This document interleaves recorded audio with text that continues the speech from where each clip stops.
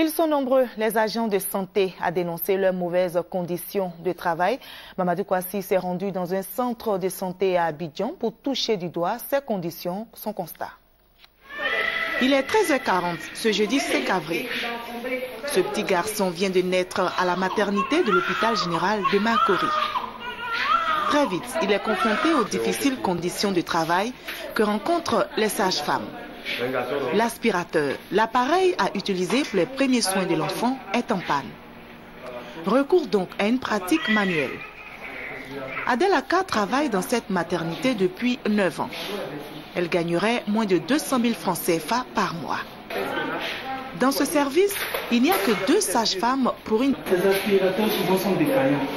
Il n'y a même pas de sonde. Les sondes qu'on a ne sont pas adaptées. On est obligé de faire avec. Et quand ça ne va pas, nous-mêmes, on est obligé de sacrifier notre corps, faisant le bouche à bouche, pour donner notre souffle à ce enfant que l'enfant ait la vie. Vous comprenez? Et puis l'oxygène, souvent, elle n'a pas. Il y a des gens qui se plaignent que oui, mon enfant est fatigué. Et monsieur se plaint une fois que son enfant est mort par notre faute, alors qu'en fait, il n'y a pas d'oxygène. Comme la maternité, le service de médecine générale n'est pas épargné. La gratuité des soins, même ciblés, a fait augmenter le nombre de patients. Face à toutes ces difficultés, le personnel médical estime qu'il n'est pas rémunéré à sa juste valeur. Dizaines de naissances par jour en moyenne. On n'est pas nombreuses parce que le travail qu'on fait, on fait la salle d'accouchement, il faut faire il faut gérer d'autres cas. Tout à l'heure, vous ne m'avez pas vu parce qu'il y a des urgences derrière. Là-bas, il n'y a pas de sage-femme parce qu'il n'y a pas assez de personnel. Donc la seule sage-femme qui vient dans la journée, c'est elle qui va s'occuper de peut-être 2 ou 3 autres services. S'ajoute à cela des problèmes matériels.